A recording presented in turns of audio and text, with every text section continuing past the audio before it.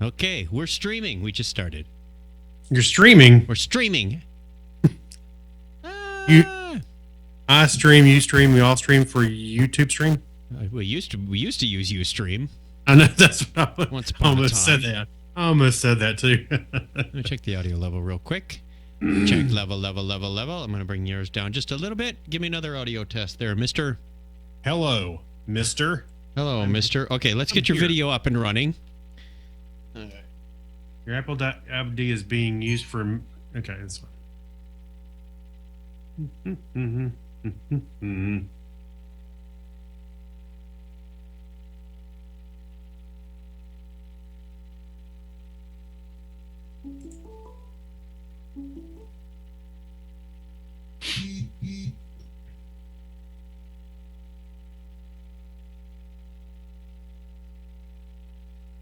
Hello.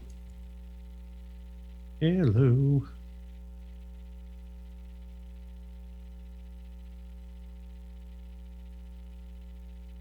Hello. I can't hear what you're saying to me. He's lining up your photo. Oh, there you go. I mean your video stream. My video stream. All right. How much forehead do you want? How much chin do you want? How much double chin do you want? You give me a complex now. Doesn't matter as long as I look. We don't have any double echo or anything, do we? No, we do not. Good. All right, so let me go pull up our show notes.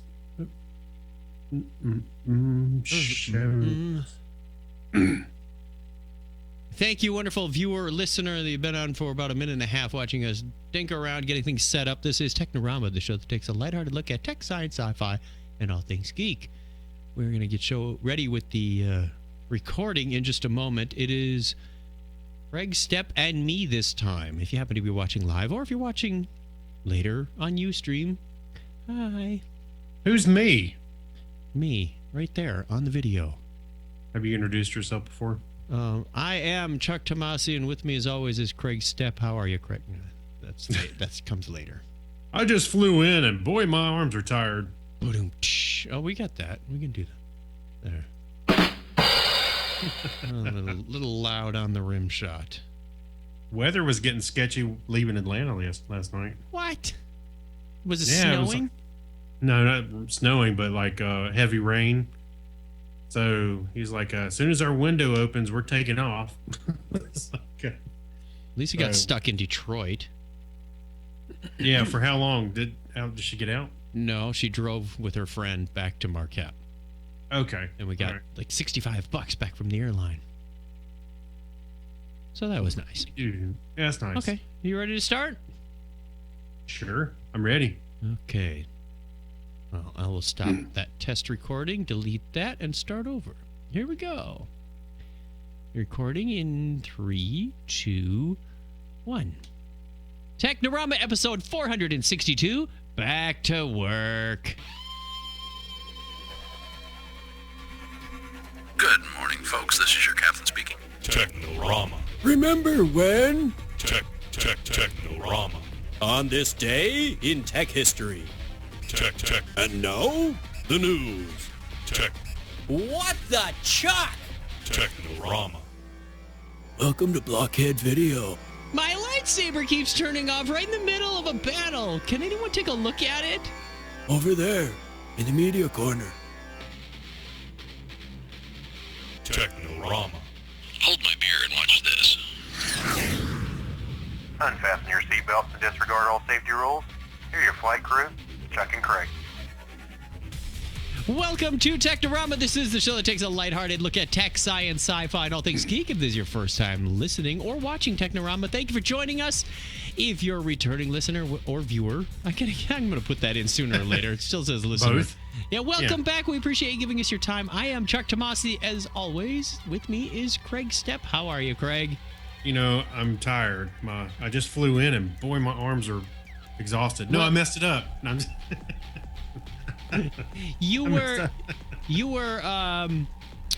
just here in the studio yesterday. Yes, I was. Yes, I was. It was nice. It was a nice little trip. Yep. I have to say though, that drive I flew into Phoenix, drove to work in San Diego for the week, and then drove back. Now I got to tell you that's a long ride. It's not bad, but it's long. Yeah. It's right on that border of should I fly or should I drive? Should I fly? Yeah. Because it's about an hour flight. And by the time you add up getting to the airport, going through security, sitting in the terminal, going just on both ends, renting your car, it's right at that breaking point where you say, well, I could have driven and taken a full-size suitcase for free, get reimbursed for the mileage instead of getting, maybe, about 400 airline miles, which really doesn't add up to anything after 10 trips. So Yeah, a pack of cookies. And if you've got the time, it's not a bad drive. It's about 5.5 hours. So well, enough about the travel. Thank you for joining us. It was good to see you as always, and I hope you had a safe return. Uneventful. A little bit of weather going in there. We mentioned that on the pre-show banter on the YouTube stream. No, it wasn't too bad. Good. And we will likely see you again here in May, right? Yes, that's As right. you come back for our annual work conference. That's Mark going your to be- calendars sometime in May, maybe. And, beautiful listener, I am going on a whirlwind global tour. So if you happen to be in London or Bangalore, first time I'm going to Bangalore, or Sydney, first time I'm going to Sydney, in late February or early March, let me know. I'd like to do a meetup. I don't know how much time I'm going to have for any of these social activities, but if there's an evening, maybe we can sit down and have a pint or something and a good chin wag, as they say in Down Under. Chin wag. Yeah, Okay. I'm learning the All right. lingo as I go.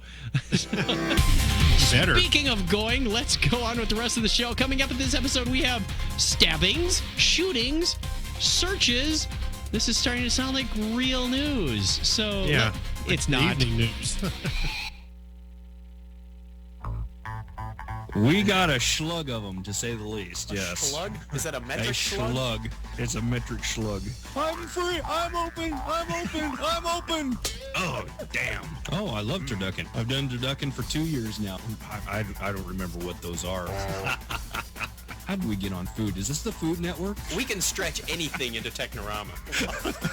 I know. Chuck is losing it. He needs vacation time. Let's promote him to manager!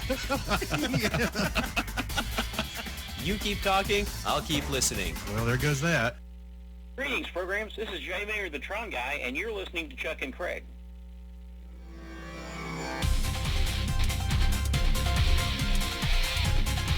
I was hoping Mr. Minigay would show up so we could tell him how long ago we recorded that. How long that's been? That was a long time ago. That was a very long time ago. Almost 10 years. It was 2000. Let's see. It was April 10th, 2006. Were you in his wait a minute, No, 2006? I think we were interviewing him or something.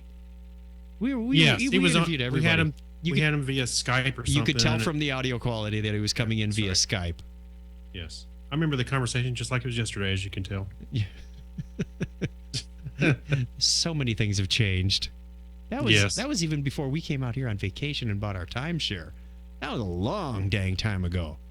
So Yes. many things have changed. All right, we have some feedback. We asked you last week, hey, what are your predictions for 2016? You heard some of them in the studio. We also heard some on the social media.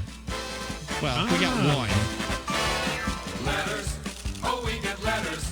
Are we gonna bother to sing this time? Every day. Are we going to open it up? Is that what you asked? Yeah, we're gonna open it up. Reach right in and pull one out. Ed McMahon. Those letters. I love those letters. Letters I lost again. Oh boy. Mailman. Mail today. Didn't win the Powerball. Let's see what's in this one.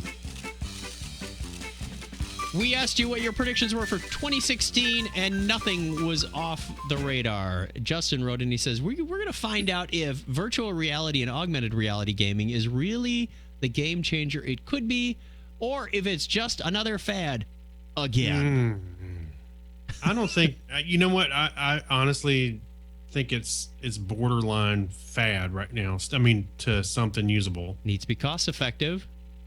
Needs to have a it can killer be. app to it. Well, we talked about not necessarily You were games. showing me Google Cardboard yesterday. Yeah, that's what I was going to say. I was showing you Google Cardboard. Now, the cardboard, hold on a minute. Oh, he's got his cardboard. Watch the I got it headphones. right here. Yeah, pull it right over here. I mean, you know, this So you can is take cost any. effective. The idea is, I hadn't seen this, or I've heard a few things on the news feeds about it, but you can take any panoramic picture, stick it in this app, correct? There you go. Looks like R2D2. And you make this cardboard box. Now, did they send you the box? Yeah, so this is how it folds. Okay. Yes, And you this is how it folds. slapdash your Nexus 6 in there? See, look, it opens up and Yeah. it has some Velcro in the right spots. Sorry for the listeners only if you're not viewing on the YouTubes. Yeah, and there's a spot to put your phone in. Okay, yeah. I got it a little tight because there's no phone in Now, there. how's the focal length? I mean, they sent you the lenses in there to make it. Okay. Yeah. Okay. See the lenses? There's glass lenses in there. He holds it up to the camera. That's awesome. Yeah. Oh, yeah, there's glass lenses in there. Yep. And you can kind of get an idea. You put your phone in. There's a little flap right here. You can slide your phone in. There's a rubber Yep. band to provide friction so the phone doesn't slide. And the accelerometer detects when you're turning left and turning right and looking up and looking down. Is that what the deal is? That's right. So it's using just your phone. There's others that have NFC, I think, for the button, you know, so you can have more of a button kind of thing. But so there's a little button right on the side. This one has this capacitive mesh on Why? it. So when so like an touch the screen. Whenever there's input needed, I can touch the screen and it would either go back or forward, or I can point to something. Okay. So you get a little feedback with it. And yeah, it's a little bit primitive, but I think the payoff is well worth it because it costs nothing. You can make your own. They have the plans. Right. You I've can- seen the cardboard ones where people made them out of their own box.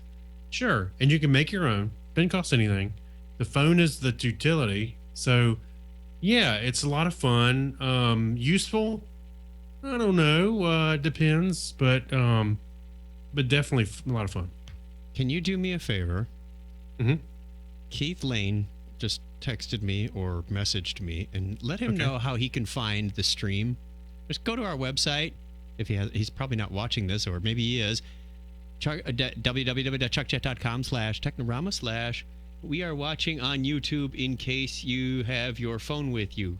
Great. Yeah. So if you go to if you go to the website, YouTube and click search for Watch Now. Technorama podcast. You search for it. Search for Technorama podcast. You'll find it. I thought I had thought I had a link on the website for it as well. Okay. There is a big badge in the upper right. This is Watch Now. Yeah, it takes you to the live. That's what I copied the link and slapped that on Facebook and Twitter. Yes. Okay. Yeah, there you go. Speaking of reality, we got a postcard from Yorga. And we're going to show that to you if you're watching the viewer. Keith says, we found it.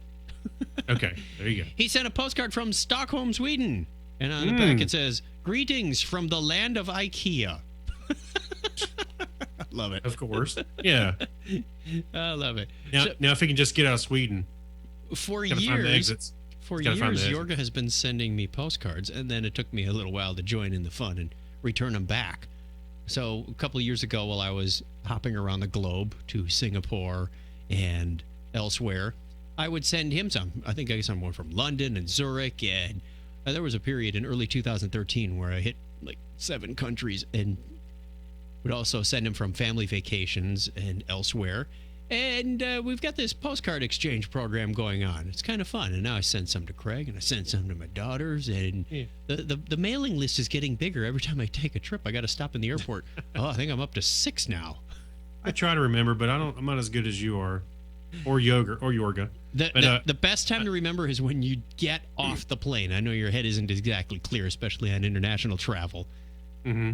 But then Get him at the airport? Yeah, then you can mail them from the hotel. You can say, hey, could you mail these for me? And they say, sure, we'll charge you 60 pence or 5 marks or whatever the local thing is, and the hotel will address them and stamp them and send them out for you. So you don't have to worry about finding a mailbox. Where can I pick up some postage? Just leverage the hotel. That's my travel tip for today, and that is our feedback. We actually did get a real letter in the letter bag. Wow, real. We'd love to hear from you. Mail. Snail mail from the wind. Send us an email first, and we'll send you our postal mail. And maybe you can let us know parts unknown where you are, and we'd be happy to send one back if we can get our heads on straight when we get there. So, yes. Hey, I need to update Yorga with my new address. Yes, you do. I bet that. You know what? It I haven't probably gotten a went card to from him in his- a while. I bet that might be why. Like, you know how long it would take to return email or return mail back to wherever he's at? It's hard to remember all the places to update your address Good online, Lord. and I thought I thought I covered my bases, and every once in a while I go, oh, my credit card for work. I got an email from work that the bill was returned. I looked at it. There's the address. It's the wrong address. I'm like, man. I even hit one twice. I was where was I? Sunday? Yeah, because you went to San Diego on Monday, and I went to check out the mail. Didn't pick it up Saturday. Maybe it was Saturday. When did you get here? Saturday, right? Sunday. Originally, you got here Sunday. Monday, we went to pick up the mail. I think before you left. No, because you left Monday morning. Anyway, remember I went out to the mailbox and I said, Yeah. "Oh, You checked it on Sunday. I just changed the address for the college alumni mailing list because I thought, oh, we forgot it. I haven't heard from them in a while. I'm not getting invited to any local hockey game meetups and other associated things. So I went online and changed it that morning. That afternoon, I had a mail in the mailbox. Wow, that worked really well. So I must have done it already. Yeah, that's right. Twice. Wow, that was quick. Let's do the history thing. We don't need to roll for initiative because there's nobody else here. Since I'm the one and you're the zero. Oh, I rolled a 0 on a D20. Yeah, that means you go first.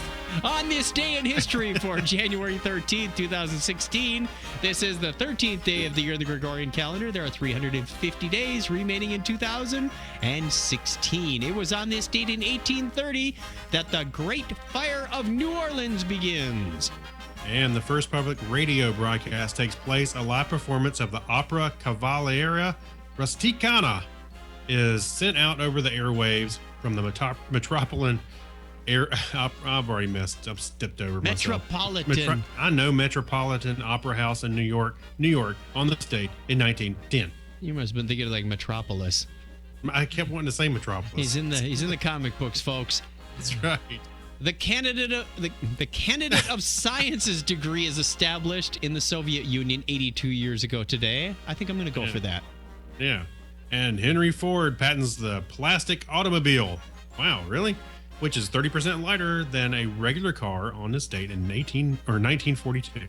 Was that? I wonder if that the Henry Ford, or maybe he was much older than when he came out with the assembly line thing. Anyway, January 13, 1942, first use of an aircraft ejection seat by a German test pilot in a Heinkel HE-280 jet fighter. And that same date in 1960, the Gulag system of forced labor camps in the Soviet Union is officially abolished. And there wasn't much rejoicing. Yay. Yeah. Johnny Cash performs live at Folsom State Prison on this date in 1968. I got the Folsom Prison blues. Space Shuttle Endeavour heads for space for the third time in STS-54, launches from the Kennedy Space Center on this date in 1993. That same date in the year 2000, Bill Gates resigns as CEO of Microsoft. And the passenger cruise ship Costa Concordia. Yes, man. Remember that? It was just 3 years ago. I know, it sat on its side for a long time. Yeah. It sinks off the coast of Italy. There are 32 confirmed deaths among the 4,232 passengers and crew on this date in 2012. So that means the ratio's on their side. 4,200 got out alive. That's a good day, right? Only 32 people. No, I'm not making light of the situation. I think it'd be a better day if they didn't have any. Happy birthday goes out in the state to French astronomer and academic Félix Tesseron, born on this date in 1845. And born on the same date in 1864, Wilhelm Wien, German physicist. Wien, like wiener. You wean him off of it? He's a wiener. German physicist and academic Nobel Prize laureate. The founder of the Fuller Brush Company, Alfred Fuller, ding dong, was born on this date in 1885. And also born on this date in 1919, actor and producer Robert Stack. I have a Robert Stack audio clip at the end. Most memorable role for me was in Airplane. Yeah, that's right. The creator of Paddington Bear, English soldier and author Michael Bond is 90 years young today. And actor, director Charles Nelson Riley would have been 85 today. What was he on? Hollywood Squares? He was the center square all the time? That's right. Yes, he was. Indian commander, pilot, and astronaut Rakesh Sharma is 67. And happy birthday to Julia Louis-Dreyfus on this day in 1955. What? No, she is 55. Turns 55. And finally, Legolas, the man who seemingly never runs out of arrows, except he did once. Actor and producer Orlando Bloom is 39. He can also run on snow. And water. Yep, almost. Yeah. And that's the way it was on this day in history for January 13th, 2016. Bye, marching band. So, Jesus, Orlando Bloom. Jesus. Not quite. Hey, where's the... there it is. Had the wrong faders up. Bad news, fancy men. Oh, it is bad news when you're wearing a quote-unquote stab-proof vest and you get stabbed. Stupid. Yeah, wouldn't you think that you'd use a ham or a pork shoulder or some other ballistics gel, maybe? Well, tell the reader what happened. When a reporter from Israel volunteered to test a stab-proof vest, he probably didn't expect to actually get stabbed. Sadly for him, especially, he did. It doesn't, however, speak badly of the vest itself. Yaniv Montakio, wow, I got one. A vice like president. Sounds Russian and Japanese. You know, I'm going to take a little side note here. We work with a number of people from Israel. Is it just me, or does Israel sound a lot like French when you're listening to it? I guess you sort of, yeah. Am I just an uneducated American who can't tell? If I heard two people speaking and I didn't know if they were speaking Israel or French, I wouldn't know if they were speaking Israel or French. That was profound, wasn't it? If I didn't know they weren't, I would. Anyway, Yaniv Montakio, a vice president of FMS Enterprises that makes the vest, managed to wield his knife in an area of the Etam Lockover's body, which wasn't actually protected by the vest. Oops. The Lockover wasn't badly hurt. He received stitches for the wound and has since been discharged from the hospital. You can watch him on the video that's in the show notes. The guy's going, stab, stab, stab, right in basically the center of the back, and the vest is working well. Then I don't know if it was attention was distracted or something, but he goes, stab, stab, miss, and you can see the poor reporter flinch, and he maintains composure and puts out a brave smile. Actually, I just like the thumbnail they have for the YouTube video there. It's like they're getting ready, and you know it's not going to work right. It just looks like it spells disaster. Yeah. Poor guy. Poor guy. So we saw that and went, next time, do a little more testing. And how about with something other than yourself? Yeah, I like the idea of wrapping a ham in a protective vest. Pigs in a stab-proof blanket. Yeah. Bulletproof. Hey, by the way, mention skipping ahead just a little bit here. Not necessarily in our show notes, but over there on the left of Gizmodo's site, they have like a little thumbnails of some other stuff they have. Yes. And there's I've seen this today. There's a girl riding one of the hoverboards around the edge of her pool, and she falls off of it, and it turns and promptly goes right in the water. Oh. and then she goes right in after it. That's an expensive hoverboard mistake. She falls down, she realizes what happens, and she just goes, I'm going in after it. It's too late. It's already too late. Well, I did mention bullets because I was pulling up the next page here. Would you like to... We had our stabbings, now we have our shootings. Would you like to take this? Because I think this is a fascinating story from a scientific perspective. Scientists build tiny microcannons that fire drug-filled nano bullets into protective vests. First test on a ham. I added the vest part there. So the medical profession has long dreamed of an ideal delivery system for getting drugs to wherever in the body they're needed most. Beer seems to be pretty Please inject some muscle relaxants into certain points on my back where I have knots. Oops, I'm sorry, sir. It went into your butt. Well, now my butt cheeks are falling asleep. All right, finish reading the story. I was thinking of places you don't want muscle relaxant. Nanoscientists at the University of San Diego. Hey, I was just there. I could have checked the story out. Could have come up with a novel means of doing so. Why not fire the drugs at the intended targets using tiny little cannons? I can see Craig trying to drive back from San Diego with butt cheeks asleep. Actually, by the end of that trip, my butt cheeks were asleep. All right. Early in the 20th century, a German physician named Paul Ehrlich came up with the idea of focusing on the delivery of just the right dose of therapeutic drug at a specific target, rather than waiting for it to gradually work its way through the body and via the bloodstream. This gets more of the drugs to where they're needed much more quickly, and fewer nasty side effects. He called it the magic bullet. Isn't that what killed Kennedy? And Lincoln. So, Joseph Wayne... At the same time. Very carefully. Yeah, it went and it twisted and it went through time and hit Lincoln. So Joseph Wang and Sadlik Essner, both nano engineers at UCSD, took the notion of a magic bullet literally when they decided to build micro cannons that exploit ultrasounds to shoot teensy bullets. Well, they're looking for words to describe small, teensy bullets containing therapeutic agents deep into the diseased tissue.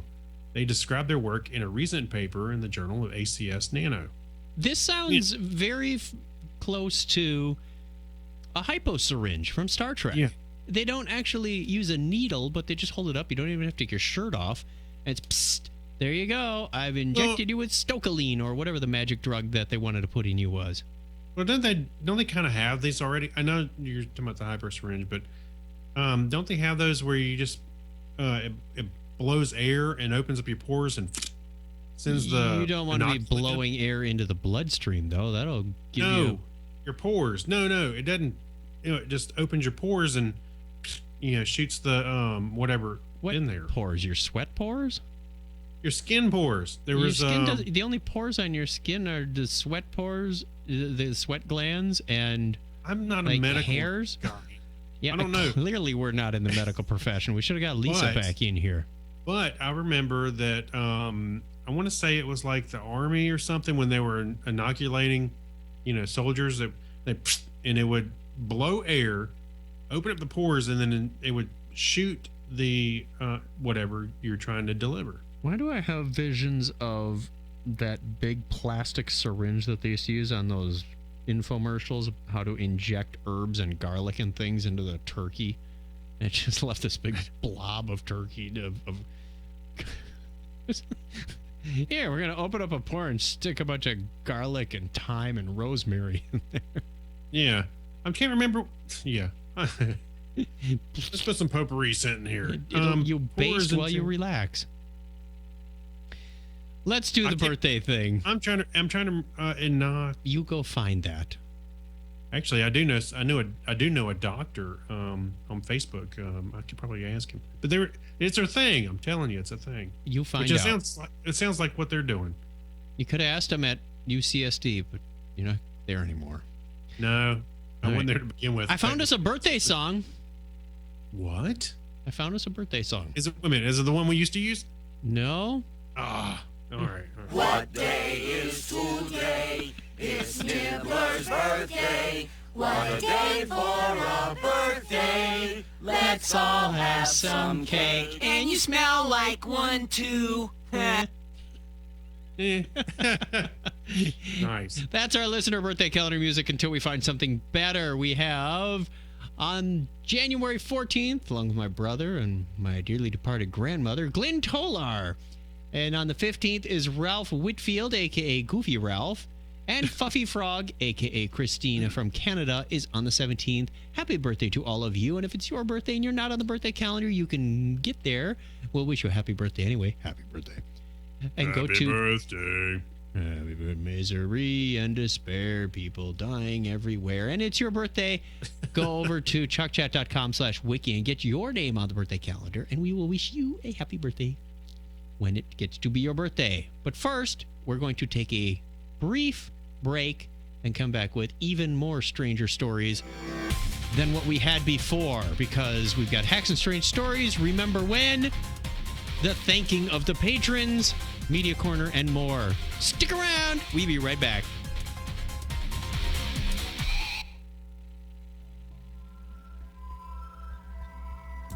Take a fact-based journey through the cosmos with Astronomy Cast. Join me, Dr. Pamela Gay, and my co-host Fraser Kane, publisher of Universe Today, as we discuss not just what we know, but how we know it. Topics range from dark matter to why Pluto isn't a planet. Get your episodes today at astronomycast.com or look for us in iTunes.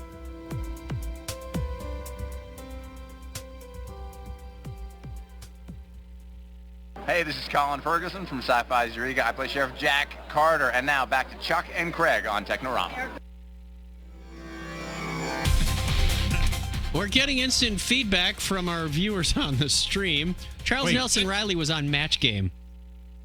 Yes. Yes. And you are right. There was a hypo spray kind of thing. That's it. It's been confirmed.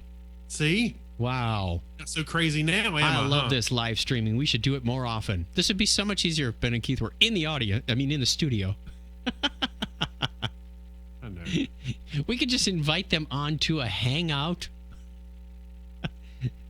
Then they could talk and they could... Never mind. It's getting too complex. We'll figure that out for another time. Hacks and Strange Stories is first up. Hey, how many credit cards do you have, Craig? Credit cards? Yes. Counting my debits? Sure. Why not? Okay. You could even throw in your loyalty cards, and you're probably nowhere near what this guy's got. Yeah, throwing those in, 12 to 15. Okay, so the coin or the plastic or some of these newfangled cards that can consolidate it are pretty much up your alley, that they could bring some value and skinny down your wallet. This guy has a wallet the size of a pickup truck. Mr. Plastic Fantastic is a man who has 1,497 valid credit cards. Valid credit cards, mind you. I hope there's no annual fees on these, because working up a credit score for Walter Kavanaugh has got to be a mathematical nightmare. The man has nearly 1,500 valid credit cards to his name and holds the Guinness record for the most credit cards. Hey, this begs the question, why?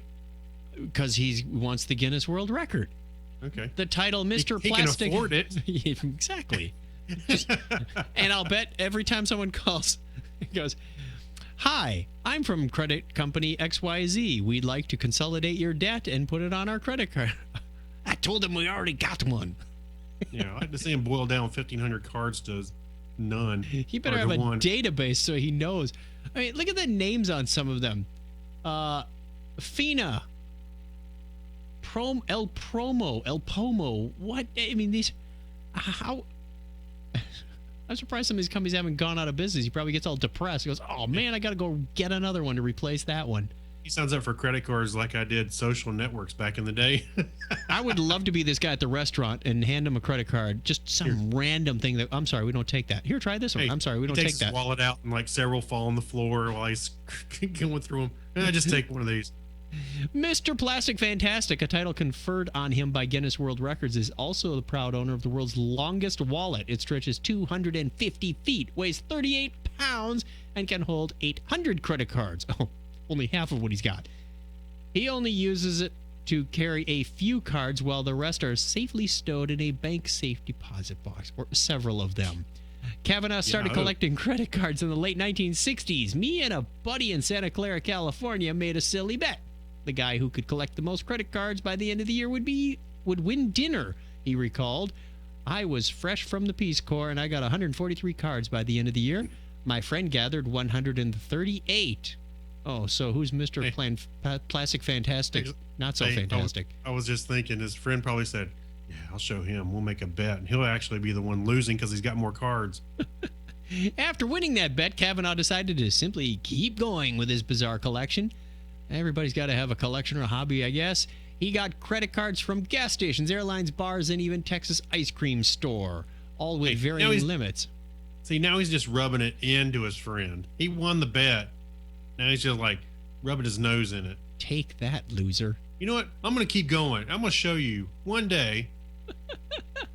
He's got some of these are as low as $50 limits. What kind of credit card with the $50 limit? Well, come on. That's not a whole lot of credit. That's more like a gift card. No, I thought it said, was it limit or fee? Yeah, all with varying limits, some as low as $50. Oh, I see. He You're got right, a few right. antique cards back from when credit cards were made of paper and aluminium, and he recently inherited a sterling silver card from the Mapes Hotel, Reno's first hotel casino. It's a collector's item with, quote, unlimited credited privileges. Ooh. How'd you like to go to Vegas with unlimited credit privileges? Wow. There you go. Uh-huh. I'll take it. So thank you, Mr. Plastic Fantastic. We also have a little oops. Google Translate. We were having fun with that. Was that Friday night in the Mexican grocery store? Interesting things. And a lot of people are familiar with Google Translate online. They'll type in a phrase if you go to google.com/translate. Yeah.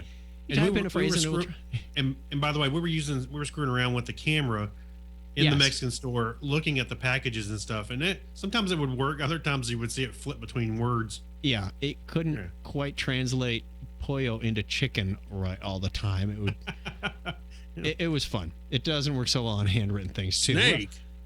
Google finally fixed a bug. They have some good news. Earlier this week, Ukrainian media noticed a slight glitch wherein Google Translate was giving Mordor as a translation for Russian Federation. I'm sorry. What's the what's the difference? Yeah. The good news is that they fixed the problem.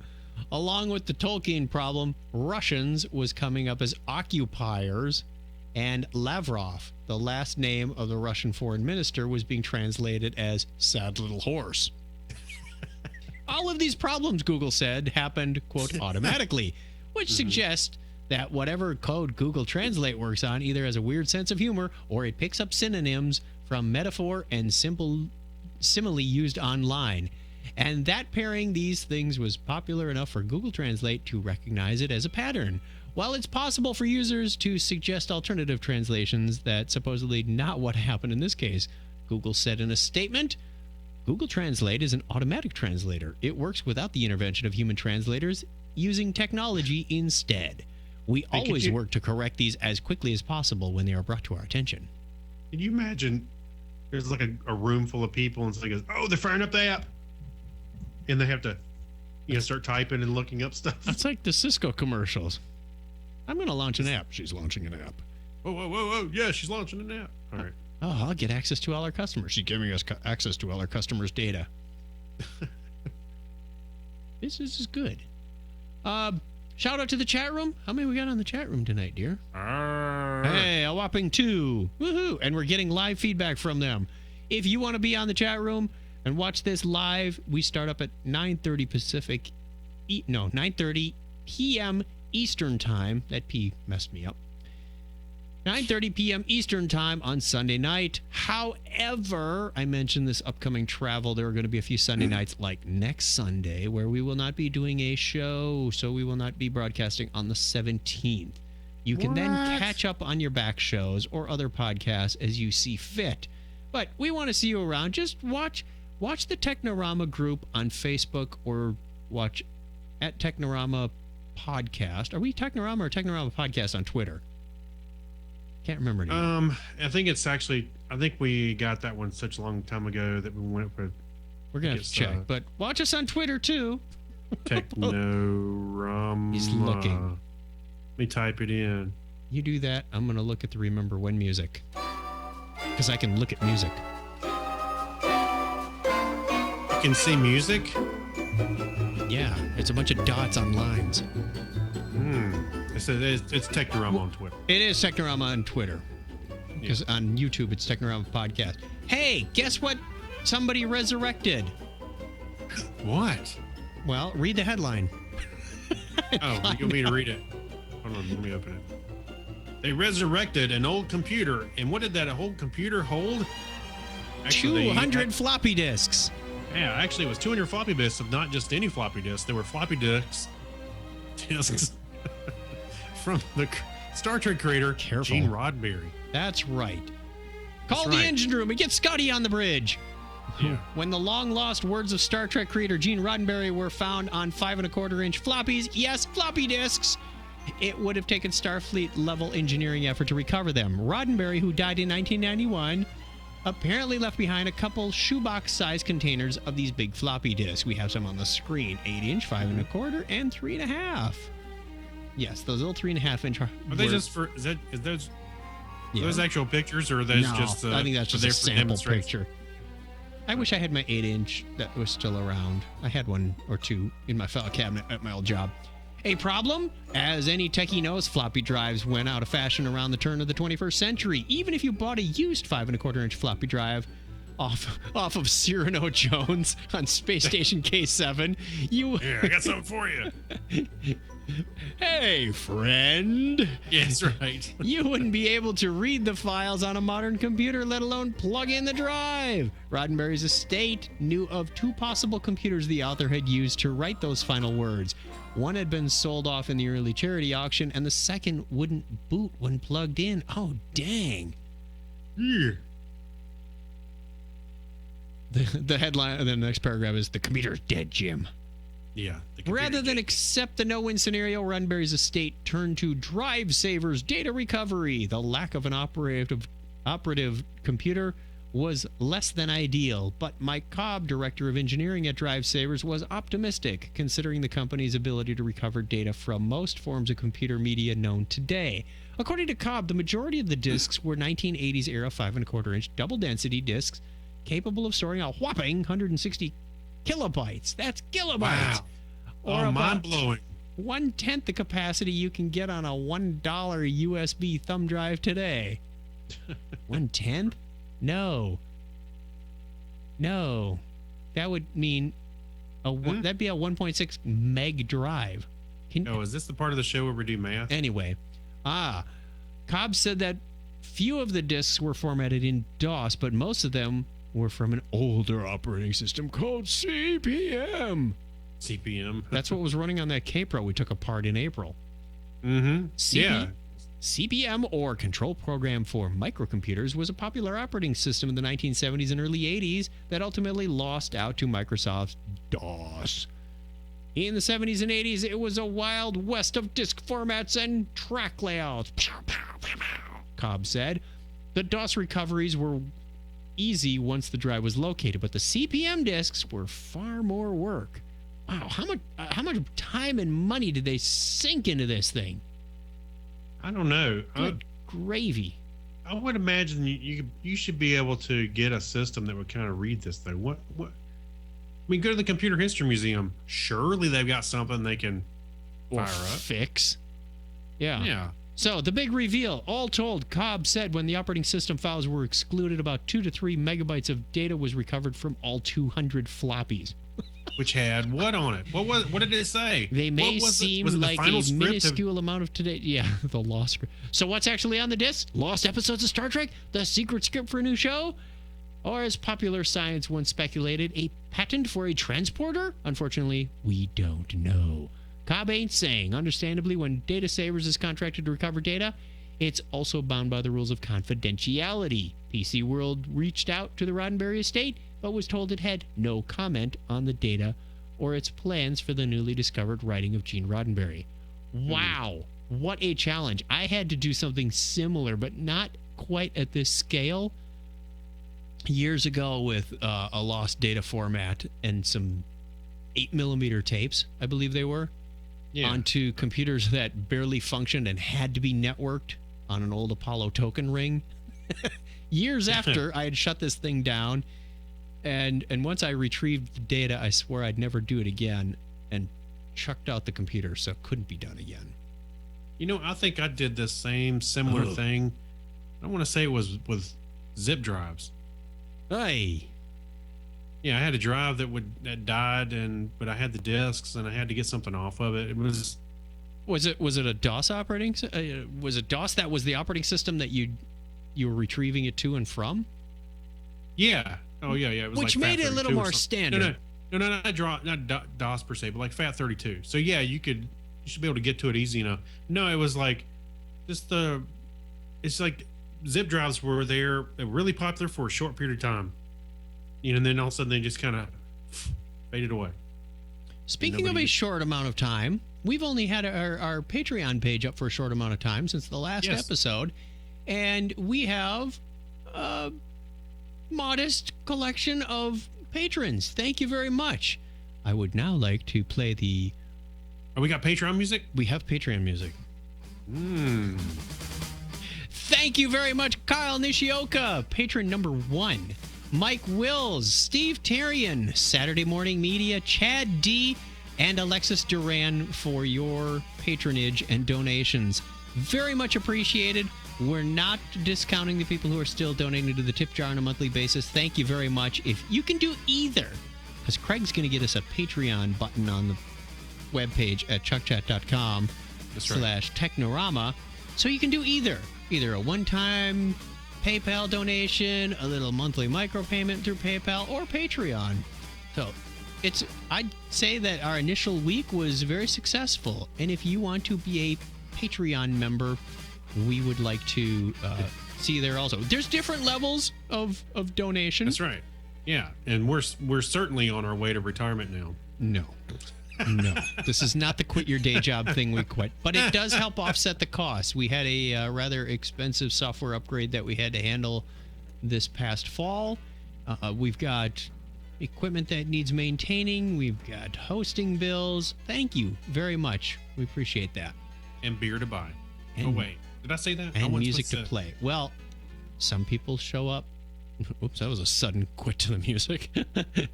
If some people show up and join us for Dragon Con, we'll treat there too.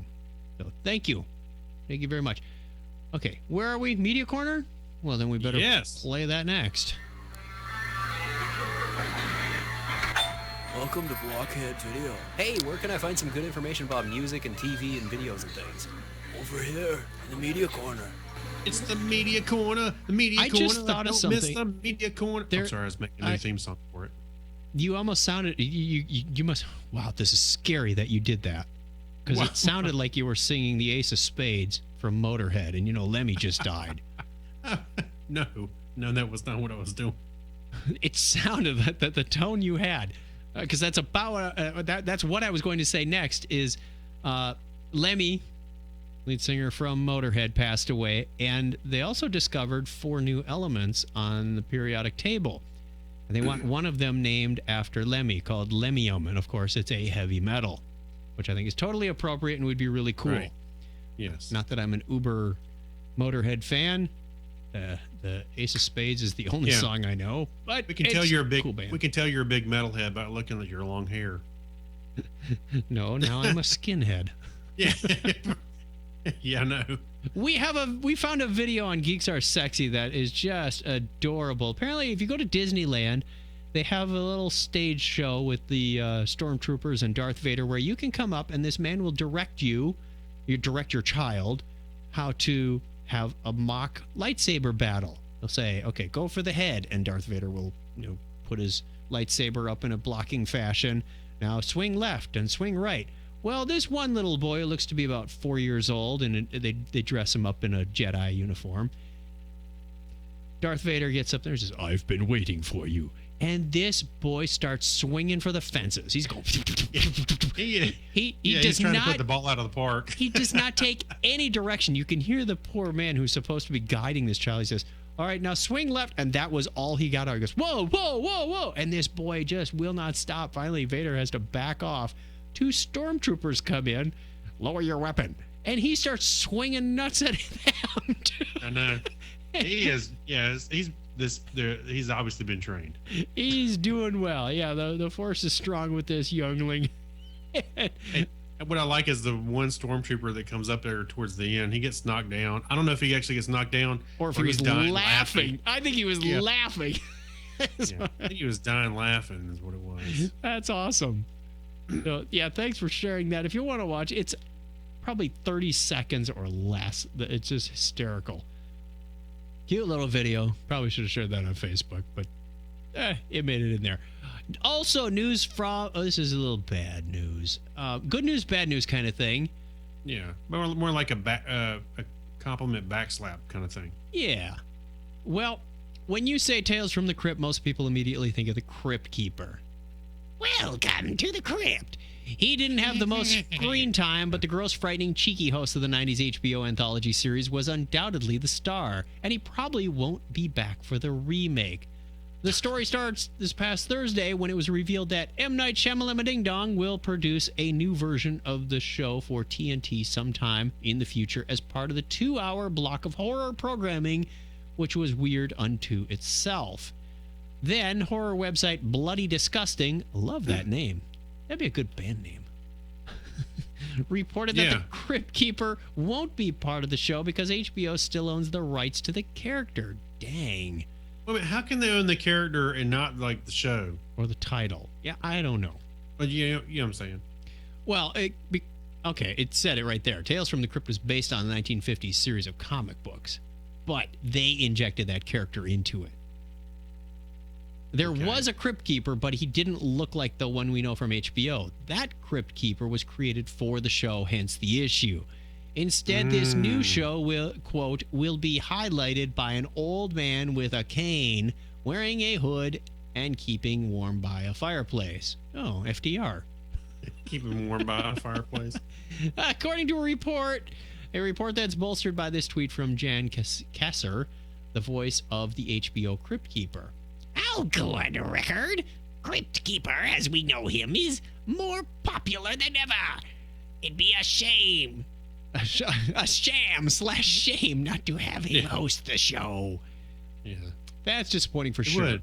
And there's more. The site also reports, unlike the HBO series, the current idea for the Tales from the Crypt to tell one single season-long story. I guess TNT didn't notice the plural of tale in the title. That story may be about voodoo in New Orleans, as written by the team behind Hemlock Grove. If true, none of this is good news for the fans who were hoping for a bit of HBO nostalgia. Yeah. You know, I always thought of, and correct me if I'm wrong, but the Tales from the Crypt was kind of like the Twilight Zone of horror. You know, they always had like a story, and it had like, little shorts, they had little one stories here and there. I mean, it was a story per show or something like that. So it wasn't like a whole season long arc or nothing. So I'd like to have Ben and Keith and Mike, you know, it reminds and me some of the others in the studio. You know what this sounds like? They're trying to set something up to go against the what's that show? American Horror Story. Oh yeah, I couldn't watch more than about 2 episodes of the first season. It didn't resonate with me. What I'm saying is, you know, I always thought of this as more of the Twilight Zone of horror, where there was different stories. You had different actors, you know, prominent actors that you may know, kind of guest star in some of them, and that's what I thought was kind of fun, right? and the Crypt Keeper screwing around with during the breaks. Tana shows a blank chair. This is where Ben would be sitting. A blank chair. Oh well. Speaking of blank chairs, we have a Geek Library story as well. From our Down Under correspondent, Doug from Australia.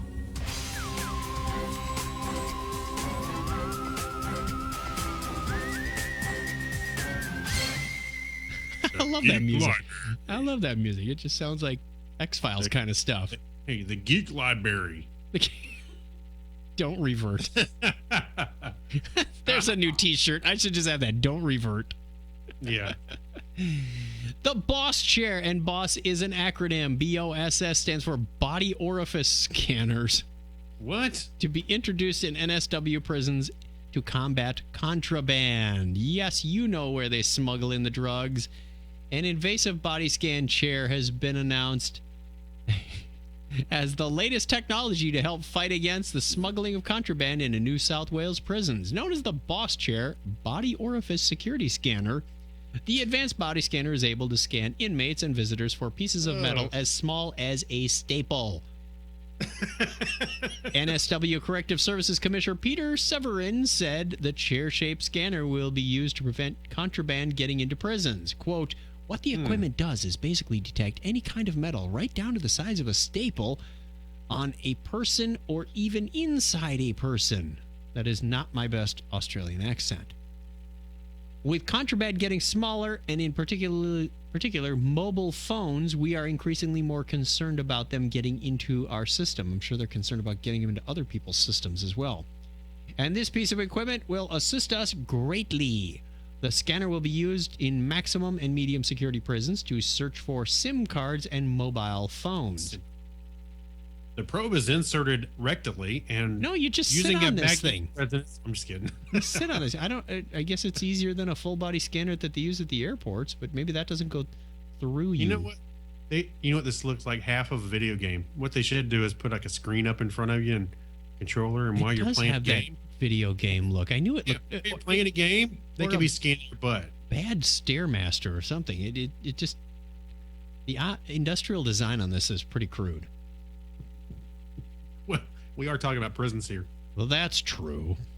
Nothing ever happens there. Not like you're giving your massage while you scan your rectum. And that rounds out our stories of stabbings, shootings, and searches, and also rounds out the show. We're done. We want to hear from you, though. Our question this week is, what tech most changed your life? And if you say the boss chair, you win. Boss chair. I'd say my cell phone. No, it was your Commodore 64 when you were a kid. Come on. That's a gimme. Actually, I would say it was several computers. Okay. We want to hear yours. It's probably one of those early childhood things, but it could be more recent. It could be. Hey, wouldn't you say the cell phone has changed a lot of people's lives? It has, but you could also argue if somebody's got some medical condition that an advanced scanner, an ultrasound machine, or a cancer detection thing may have changed their life. I'm not saying it changed your career so much, but it could have changed your life or your lifestyle. It could be blood sugar detector if you've got diabetes. There's a lot of things that could have changed your life. Or virtual reality porn. Or a cardboard virtual reality thing. Yeah, I know what you're looking at in that Google Cardboard thing, Craig. Wait a minute, here we go. He's turning into Grandpa Itchy from the Star Wars Holiday Special. Didn't need that visual.